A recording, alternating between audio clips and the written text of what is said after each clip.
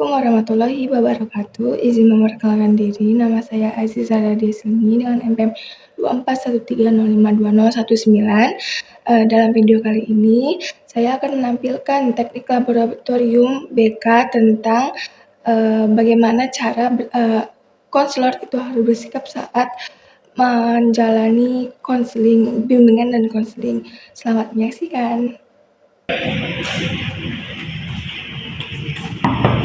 Assalamualaikum. Waalaikumsalam. Silakan masuk. Rika. Duduk di situ.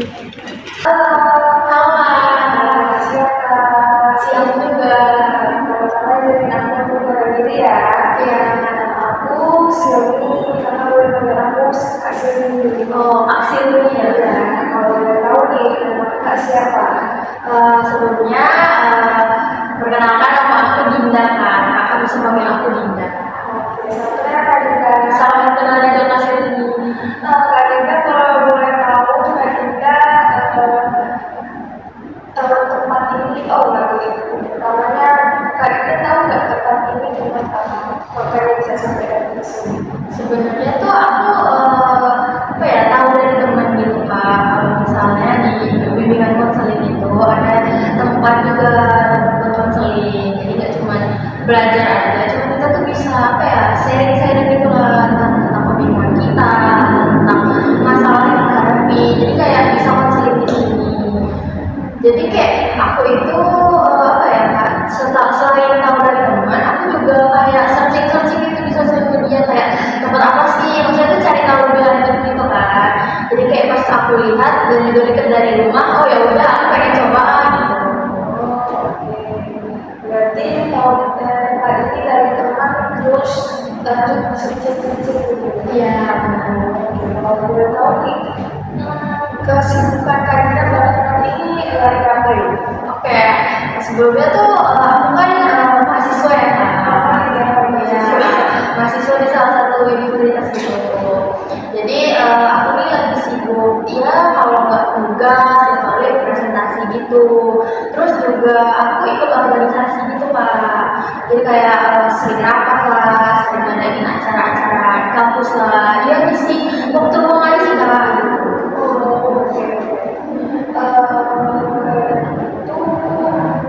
Ini semester berapa? Iya, aku juga lupa tadi ya. Aku kebetulan semester 4 Kak. Semester 4 berarti udah tengah-tengah kayak Iya, udah tengah waktunya. Biasanya kalau kuliah nih ada tipe anak rumahan sama tipe kos. Kayaknya di antara dua ini apa? kebetulan aku tipe yang kedua Kak. Aku anak kos. Iya. Nggak tahu berarti di sini ya. Iya, aku rantauan dari jauh, bukan dari daerah sini. Udah lama berarti ya di sini sekitar 2 tahun pulang di sini ya. Ya, bisa dibilang udah 2 tahun kali ya Kak menjadi anak rantauan.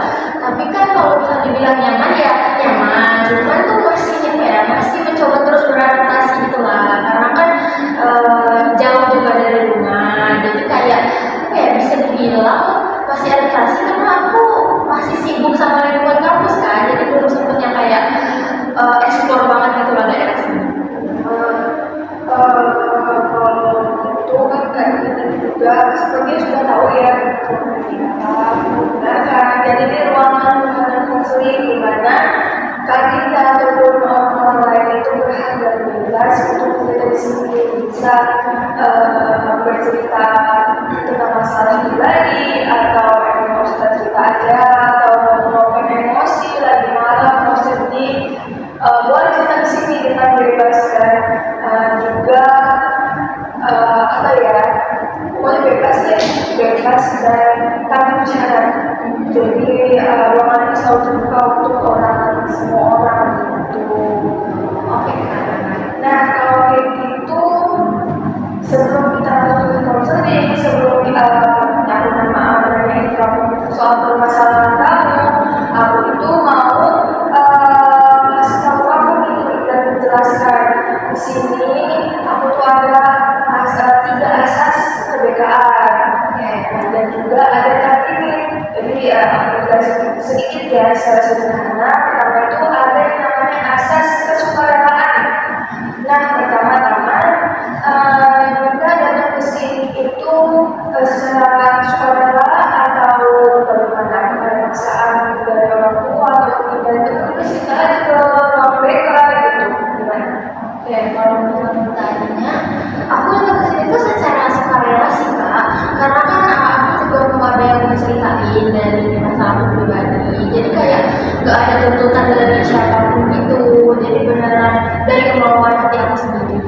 tidak ada memaksa kita ya. Iya.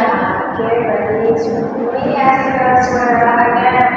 Kedua, udah kasih tahu nanti setelah di dalam sesi konseling ada yang namanya itu asas keterbukaan atau asas kebebasan. Namanya ruang BK itu pasti menerima dan terbuka untuk semua orang bercerita. Jadi kalian bisa bebas bercerita, bebas terbuka ke aku. Terus kalau memang kalian belum percaya ke aku, gak apa-apa, bilang-bilang aja. Aku gak bakal maksa, ayo cerita masalahnya, gak akan. Jadi kalian bebas kalau masih ragu ya gak apa-apa diceritakan ada yang dulu nanti lain waktu kalau memang mau cerita lagi silahkan datang ke sini lagi. Jadi bebas, kalian mau cerita apa aja itu bebas. Oke kan. Oke. Nah yang ketiga itu ada namanya asas kerahasiaan. Nah selain itu kan konselor itu punya kode etik kerahasiaan. Jadi nanti setelah sesi konseling ini Karinda jangan khawatir kalau ceritanya bakal aku sudah bersiapa-siapa. Kalau yang nanti ada teman-teman Karinda nanya, Kak, ini cerita apa ya kemarin? Tenang aja, nggak bakal aku sebar ke siapa-siapa, nggak bakal aku bocorin, orang-orang pun nggak bakal tahu karena aku keep sendiri. Nah itu juga jadi kode etik konselor. Oke? Oke kan. Oke. Nah yang terakhir itu tadi. Jadi sesi konseling ini selalu ada yang namanya batasan waktu. Jadi nanti mungkin kita batasin waktu sesi konseling kita karena ini masih pertama. Sekitaran waktunya itu 30 sampai 40 menit dari mana? Sepakat tidak? Sepakat Kak. Oke, baik. Kalau begitu boleh nggak nanya persoalan kamu kisi-kisinya nih, masalah yang kamu kita ceritakan di sini apa tuh kalau boleh tahu? Oke, sebelumnya tuh aku kan datang ke sini tuh kayak ada masalah gitu ya. Bukan masalah sih, lebih ke kayak aku bingung gitu terhadap diriku. Nah, yang aku ingin tanyain atau konselingin hari ini itu tuh tentang masalah overthinking kan. Kalau boleh tahu, kita overthinking itu mulai dari kapan? Maksudnya itu udah berlangsung sejak kapan dan berlangsung berapa lama gitu sih? Makanya kita bisa merasakan overthinkingan ini. Kayaknya tuh udah dari lama gitu Pak, zaman aku sekolah, cuman overthinkingnya tuh nggak sebesar sekarang. Maksudnya tuh kayak mungkin semakin dewasa juga banyak juga kan mungkin yang dipikirin, tapi overthinkingnya itu juga menurutku tuh udah berlebihan gitu Kak. Dan itu mencakup banyak hal sih Kak, kayak apa-apa tuh jadi overthinking di diriku, entah itu tentang tugas, tentang keluarga, tentang pertemanan. Intinya tuh kayak semua hal itu bisa membuat aku overthinking gitu Kak. Berarti banyak aspek ya kita overthinking. Nah, Dinda ingat nggak kata awal mulanya Dinda apa ya merasa overthinking ini? Atau kalau emang Dinda nggak ingat, bisa nggak ingat cerita kebanyakan Dinda itu overthinking di pada keadaan apa gitu, situasi apa gitu? Mungkin nanti aku bisa cerita awalnya gitu ya Kak. Terus kalau misalnya tanya penyebab bisa overthinking itu, aku tuh gimana ya Kak? Aku kayak meragukan satu hal. Misal kalau aku ingin mengeluarkan pendapat nih, misal mengeluarkan pendapat di suatu forum lah misalnya, aku ingin mengeluarkan pendapat, sedangkan pendapatku ini tuh berbeda dari mayoritas. Nah, yang terjadi adalah aku overthinking bahwa aku ingin mengeluarkan pendapat, cuman aku takut dicaci. Terus juga yang kedua aku takut karena kan aku beda sendiri nih, sedangkan yang lain udah setuju sama pendapat mayoritas. Nah, jadi itu yang membuat aku overthinking dan akhirnya bergelut gitu sama pikiranku sendiri dan berujung ya udah aku nggak melakukan apapun. Begitu. Jadi karena takut terus overthinking akhirnya malah meredam semua pendapat kita ya nggak akan keluar karena takut ya overthinking tadi itu ya gitu karena tidak sesuai dengan pikiran kita hasilnya. Iya Kak. Oke. Nah, aku izin menggali lebih dalam lagi ya cerita kamu. Boleh tahu kan tadi kamu baru ngikutin bagaimana sering kali situasi kamu tuh overthinking itu pas kapan gitu. Nah, kalau boleh tahu nih cerita awal, kalau kamu ingat ya cerita awal kalau kamu itu menjadi orang yang overthinking itu dari kapan dan dari mana gitu. Oh iya, sebelum itu mungkin kalau aku ada konfirmasi ke kamu, apakah kamu bersedia berkenan gitu? Siap bersedia Kak. Apa ya kalau apa aja kalau ada apa nanti aku mungkin bisa nanya kamu. Oke. Berarti izinkan ya. Izinkan. Boleh kalau mulai cerita. Oke, jadi mungkin awalnya aku cerita dari aku kecil ya Kak. Jadi dari aku kecil kayaknya tuh aku TK di rumah. Aku tuh anaknya ekstrovert banget Kak. Kayak apa-apa tuh aku ikutin dan juga itu didukung sama orang tua aku terutama ayah. Jadi kayak apa-apa tuh ayah daftarin aku mewarnai, daftarin aku lomba nyanyi, lomba tari, lomba fashion show. Jadi apa ya aku tuh beneran diasah gitu loh tiap kemampuannya pas TK itu sama ayah. Jadi bunda kan juga dulu kebetulan bunda guru Kak. Jadi bunda dari dulu tuh kayak kayak udah berkecimpung di dunia pendidikan. Jadi tuh yang banyak menemani itu ayah, walaupun ayah juga sibuk proyek saat itu, tapi dia kayak tetap apa ya menyempatkan diri untuk event-event yang aku mau gitu lah. Jadi kayak yang kata aku tadi gambar, melukis, nyanyi, fashion show itu semuanya aku ikutin Kak. Terus juga aku termasuk anak yang ekstrovert kan. Aku anak yang ceria, aku anak yang apa ya nggak takut apapun lah bisa dibilang. Terus juga aku anak yang suka explore. Jadi bapaknya suka masukin, anaknya juga suka explore gitu. Jadi apa ya? Ya masuk gitu. Ya, jadi kayak aku juga sering gitu Kak bertemu anak-anak lain yang mungkin apa ya berbeda gitu lah menurutku dari kepribadianku yang ceria ini. Sampai satu hal itu mungkin ini bisa dibilang pemicu awalnya ya Kak, karena aku masih ingat gitu sampai sekarang kami itu ada tari perpisahan gitu Kak. Tari perpisahan per grup itu kayak ada 12 anak satu grupnya. Nah ada satu temanku ini dia tuh anaknya lumayan pendiam dan pemalu Kak. Jadi selama latihan itu dia tuh kayak bilang ke aku kayak ih aku takut deh buat tampil di depan banyak orang, aku takut deh nanti gerakan kita salah gimana ya, pokoknya banyak hal gitu yang dia cerita ke aku. Sedangkan untuk anak seusiaku yang saat itu aku nggak takut apapun, aku nggak pernah kepikiran Kak bahwa oh ternyata ada ya yang berpikiran seperti ini. Ternyata ada ya orang yang takut sama orang lain. Padahal kan saat itu yang aku pikirin manusia nggak mungkin makan manusia dong.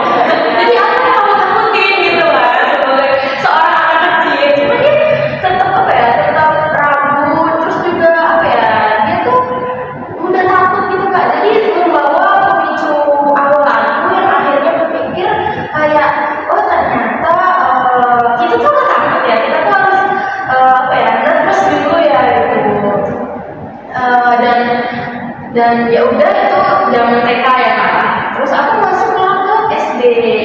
Nah pas aku masuk ke SD itu aku kayak kelas 5 atau kelas 4 gitu aku ikut cerdas cermat gitu Kak. Aku ikut cerdas cermat dan di dalam satu SD itu cerdas cermatnya isinya 3 orang. Jadi ada 2 pendamping, satunya juru bicara. Juru bicara itu dia yang kayak apa ya yang mencet bel tapi tetap dalam satu kerjasama gitu Kak.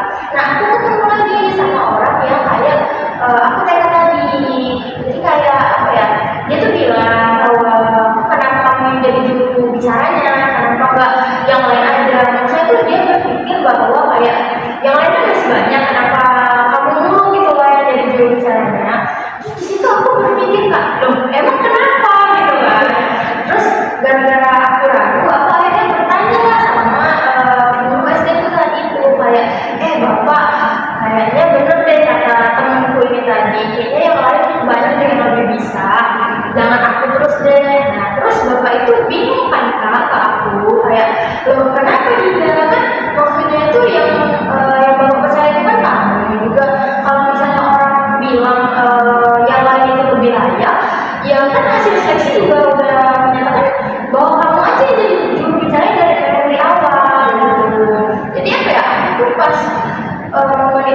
balik lagi gitu Pak, balik lagi jadi berpikir mengenai omongan orang terhadap aku gitu loh. Terus pas zaman SMP-nya, pas zaman SMP juga kayak apa ya Pak, kejadian overthinking itu mungkin kita juga masih saat-saat puber gitu kan Kak, masih saat puber, terus masih suka-sukanya gitu kan sama orang. Jadi kayak ada satu apa ya namanya tuh kakak kelas cowokku itu, dia bisa dibilang famous lah, famous di SMP ku itu. Nah sedangkan aku ini sama teman-temanku yang lain, kami ada 4 orang, itu tuh memang semua membicarain nggak cuma kakak itu tapi anggota kakak itu, yang dimana kakak itu juga termasuk keren karena dia apa ya bisa ikut turnamen sepak bola yang mana dia tuh kaptennya di saat itu, dan itu kan di mata anak SMP itu kayak udah wah lu keren banget gitu kan, udah keren banget, terus semua orang tuh jadi suka lah sama dia intinya, termasuk aku dan teman-temanku. Cuman mungkin teman-temanku ini tuh nggak mengidolakan dia, cuma mengidolakan teman-temannya kakaknya yang lain gitu lah, timnya yang lain. Sedangkan aku memang tertuju ke dia kakak itu tadi. Nah gara-gara omonganku yang iseng kayak aku suka deh sama kakak itu, keren banget ya gitu gitu, aku tuh gak menyadari gitu Kak bahwa apa ya percandaan itu tuh malah didengar dan malah nyebar ke satu SMP itu, yang membuat malah jadinya apa ya, jadi membuat konflik gitu Kak. Jadi kayak ada satu orang juga yang suka sama dia, dia tuh kayak apa ya Kak, kayak tiba-tiba tuh datengin aku kayak kok lu bisa sih berpikiran ngomong kayak gitu, emang lu siapa gitu, emang lu kayak apa ya, intinya dia memberikan komentar yang tidak seharusnya diucapkan sama anak SMP saat itu lah. Itu kan apa ya, itu memicu lagi Kak, memicu lagi terhadap perkataan orang terhadap aku yang membuat aku kepikiran terus juga jadinya tuh gak enakan juga sama orang. Jadi apa ya, mulai dari SMP itu mungkin ya aku mulai sadar kayak oh kayaknya aku kalau ada apa-apa tuh kayaknya aku mending pikirin dulu mantap-mantap baru aku ungkapin deh. Makanya sejak SMP itu aku kayaknya tiba-tiba jadi introvert Kak. Itu kayak aku ragu ikut ini ikut itu karena aku takut aku salah, aku takut orang berkomentar jahat lagi gitu-gitu. Jadi kayak ya dari SMP itu mungkin aku mulai sadar gitu. Tibalah pas aku SMA, yang dimana itu COVID juga kan Kak. Saya tuh dari SMP itu udah COVID, cuman SMA itu kayak apa ya, COVID itu tuh udah mulai reda, cuman kan orang-orang masih social distancing ya, social distancing, terus juga pada pakai masker. Nah itu juga yang memicu aku overthinking karena itu apa ya, kita kan udah dikenalin sama sosial media, terus gimana ya pas dalam COVID pakai masker itu orang-orang tuh apa ya, ada yang namanya tren mask fisik gitu loh. Saya tuh kayak orang yang gak sesuai sama iya gitu, iya ya gitu lah intinya. Jadi kayak statement itu juga yang membuat aku tuh kayak oh ada ya ternyata omongan orang-orang ini gila-gila banget ya. Maksudnya ekspektasi orang-orang terhadap orang lain itu bisa jatuhin mental orang loh gitu loh. Nah dan itu juga yang terjadi saat aku saat itu Kak. Jadi kayak aku takut banget buat buka masker saat itu, padahal tidak ada yang terjadi karena tuh ya udah biasa aja, kita semua juga tetap ini. Dan apa ya, buat makan aja tuh kayak ya udah aku tuh harus diem-diem gitu loh, padahal tuh ya udah harusnya nggak apa-apa gitu kan. Cuma gara-gara overthinking aku yang balik lagi yang belum terjadi, mungkin gara-gara pengalaman dari SMP, SD sampai TK gitu, yang buat aku jadi takut melakukan sesuatu, padahal itu kan nggak selalunya terjadi kan Kak. Jadi gimana ya, jadi kayak ya udah aku takut aja gitu loh buat ngelakuin itu, sampai akhirnya kelas 11 atau kelas 12 kan udah nggak pakai masker lagi. Terus gimana ya, tapi ke overthinkingan aku tuh bukannya mereda tapi malah makin menjadi Kak, karena apa ya, mungkin aku mikirnya kalau 11 itu kan udah apa ya, tipe-tipe orang yang apa sih, kalau cewek itu bikin kecantikan loh, bikin skincare loh dan lain-lain lah. Sedangkan aku kan orangnya memang yang kayak apa ya, berpetualang gitu Kak. Kayak even abis reapply sunscreen habis syukur aja aku enggak jadinya. Jadi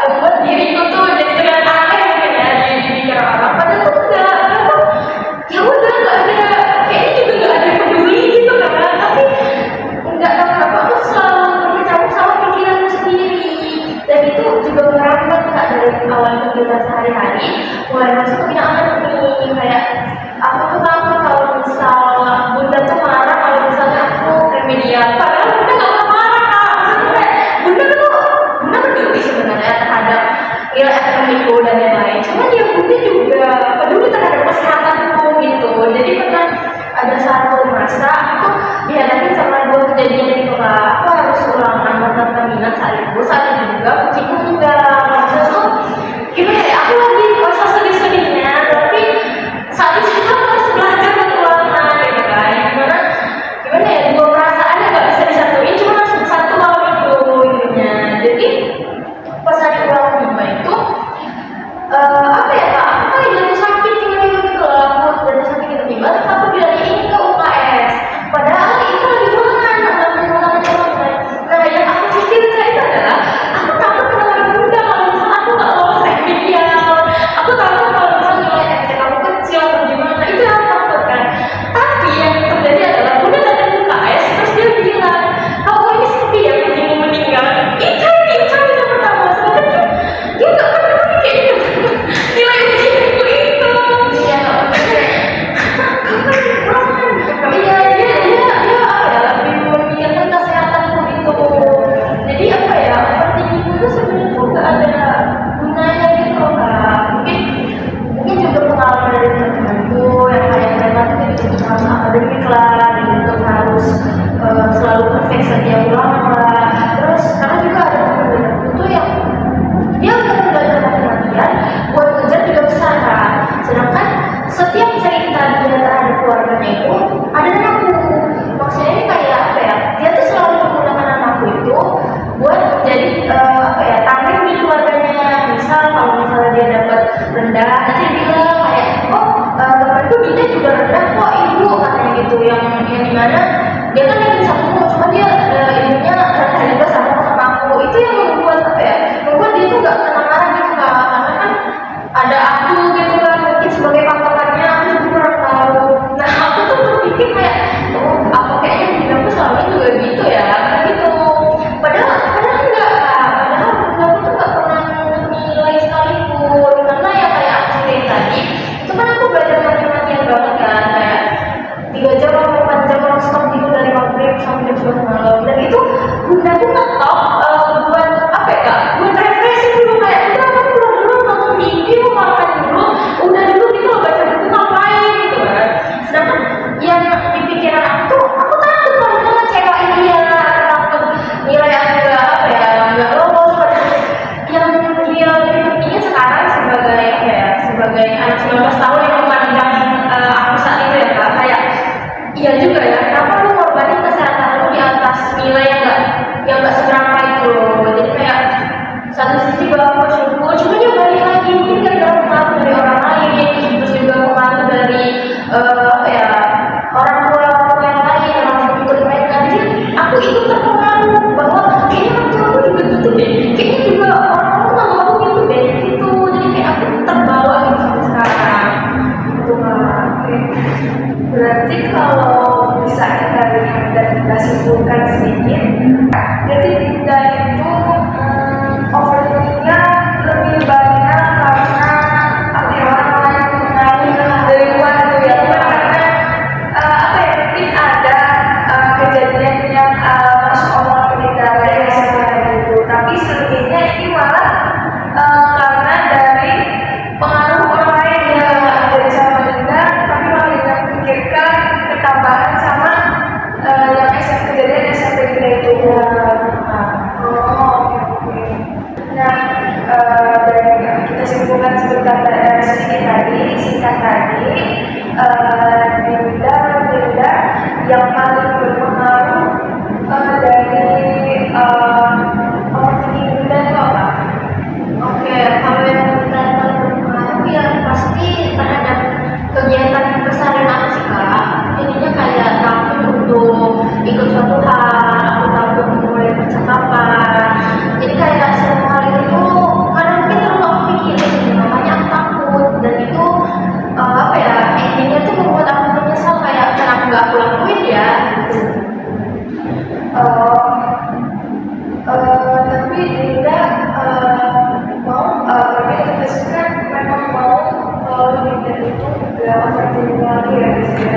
Iya kak. Oke. Tapi Dinda sejauh ini pernah nggak ada situasi yang bisa menghindari kalau overthinkingan Dinda itu nggak benar gitu? Ya mungkin ya sejauh ini sampai aku cuma sempat ini mungkin kayak aku butuh dorongan itu kak dari apa ya teman-teman mungkin teman-teman dari keluarga yang bilang ya it's okay nggak apa-apa lo lakuin aja kayak kan semua orang juga apa ya belum tentu ngejudge kamu terus juga aku butuh kayaknya meyakini diri aku sendiri ya kak karena aku selama ini tuh kurang yakin terhadap kemampuan diri aku sendiri. Itu sebenarnya tidak juga dari tersebut kalau hal yang diberikan Dinda itu belum tentu terjadi. Iya. Ya, belum tentu terjadi dan Dinda juga mungkin beberapa kali ya menemukan solusi kalau butuh dorongan dari orang lain gitu kan untuk meyakinkan diri Dinda gitu. Nah dari yang Dinda ceritakan dari yang Dinda bilang tadi itu sebenarnya overthinking yang Dinda alami sekarang itu hanya berubah apa ya pandangan Dinda sendiri gitu. Memang ada mengalami kejadian yang bikin Dinda itu dari sebenarnya ya itu kejadian yang bikin level Dinda makin overthinking gitu. Tapi kan dari cerita Dinda juga kebanyakan itu karena dari omongan orang lain yang memang sepenuhnya atau tidak sepenuhnya itu fakta tentang Dinda gitu ya kan? Iya kak. Fakta tentang Dinda gitu. Dinda udah tahu nih, Dinda udah tahu sebenarnya kan aku sebenarnya kayak gitu, tapi ada bagian dari Dinda yang menolak kayak ih takut deh, kayaknya kayak gitu deh. Tapi di bagian sisi lain dari Dinda itu ada pikiran kayaknya enggak deh aku tuh kayak gitu, tapi kayak iya deh. Jadi Dinda tuh makin aku ya kayak gitu sama diri sendiri kan. Makanya kenapa Dinda itu jadi overthinking. Boleh nggak kita sama-sama di sini nanti Dinda bisa latihan, maksudnya apa ya kalau Dinda mulai overthinking lagi, kalau Dinda mudahnya butuh dorongan orang lain, silahkan Dinda datang ke teman terdekat Dinda kayak cerita aku pernah nggak ya kalau kayak gini gitu. Dinda nggak mau minta dukungan ke orang lain gitu, kita dorongan dari orang lain gitu kalau hal tersebut bisa mendorong Dinda apa gitu. Jadi mungkin itu jadi langkah awal untuk mengurangi overthinkingan Dinda. Nah kalau Dinda itu apa namanya mau apa ya mau menyadarkan diri supaya tidak overthinking, sebenarnya Dinda itu sudah step awal dengan Dinda berpikir sebenarnya kayak gitu aku itu sebenarnya Dinda udah masuk ke dalam apa ya, Dinda tuh udah berusaha untuk bangkit dari overthinkingan itu. Tapi Dinda kadang memang masih menolak hal tersebut. Nah coba kita sama-sama dari kedepannya Dinda kita dari sini coba pikiran tentang aku tuh nggak kayak gini deh, nanti tuh pasti nggak bakal gini deh. Sebenarnya itu belum terjadi. Itu ambil namanya impact besarnya dari kata-kata tersebut. Jangan ambil dari sisi negatifnya. Yang karena kan hal tersebut kan Dinda selama ini selalu apa ya ini versus ini gitu, positif versus negatif gitu. Diambil yang positifnya, kayak yang ini Dinda gitu. Karena kan Dinda sebenarnya udah tahu yang kayak gini, tapi ya karena itu versus negatif, bagian negatifnya yang Dinda itu benar-benar karena Dinda udah tahu nih cara untuk menampik overthinkingan ini. Oke? Iya sih kak, karena ya iya kalau misalnya pikir-pikir juga aku baru sadar dari omongan kakak tadi bahwa sebenarnya juga apa ya sisi negatifnya itu yang lebih mendominasi di dalam diriku. Jadi mungkin sebisa mungkin dari yang kakak ajarin ke depannya aku bakal lebih apa ya lebih membangun keyakinan terhadap diri aku sendiri, aku yakin diri aku sendiri gitu. Jadi biar apa ya biar kok pikir aku ini merendah seperti yang kakak tadi bilang. Oke, bagus juga dari awal juga aku sangat mengapresiasi ya. Itu sebenarnya itu masuk step awal tapi Dinda itu nggak sadar. Jadi Dinda tuh keren loh sebenarnya karena Dinda itu udah berusaha untuk bangkit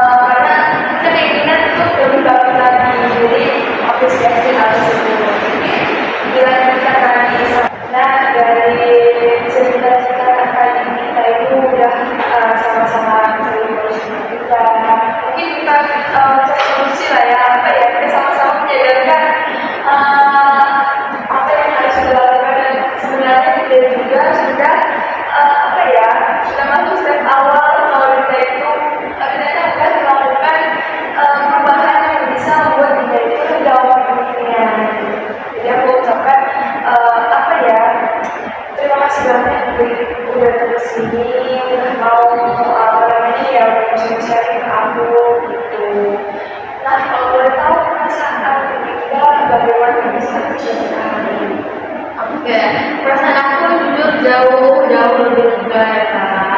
Terus juga aku jadi tahu nih bahwa sama ini tuh yang aku lakuin itu udah bener.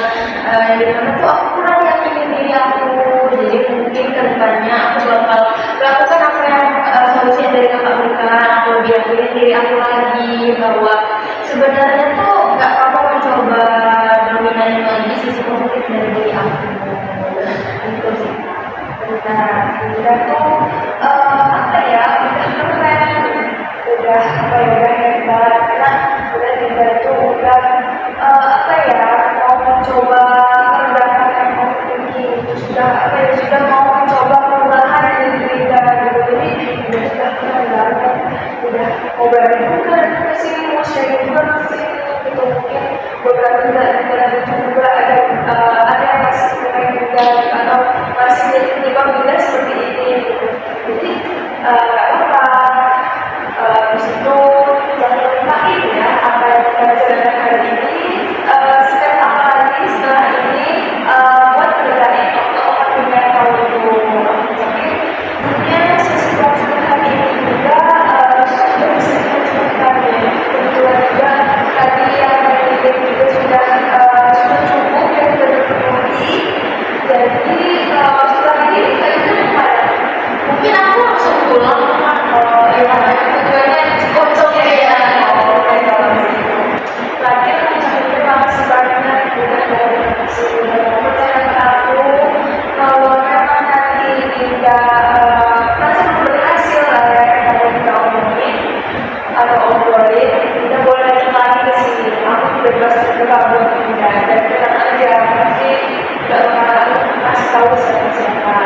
Oke, aku juga mau ngucapin terima kasih banyak ke Kak Silvi karena apa ya udah buat menyadarkan aku gitu lah bahwa semuanya semua yang aku lakukan itu udah benar bahwa tinggal yakin diri aku aja dan mungkin kedepannya kalau misal ada perkembangan dari aku pasti kabarin lah ke kakak karena kan aku apa ya dari cerita yang udah solusi yang udah kakak sampaikan tadi tuh kayak aku lebih nyaman dari sama kakak. Aku merasa tidak dijudge sama sekali. Jadi apa ya? Aku semakin yakin kalau untuk menunjukkan perubahan aku ke depannya menjadi lebih baik kepada kakak. Terima kasih ya kak. Sekian video dari saya, kurang dan lebihnya saya mohon maaf. Saya akhiri. Wassalamualaikum warahmatullahi wabarakatuh.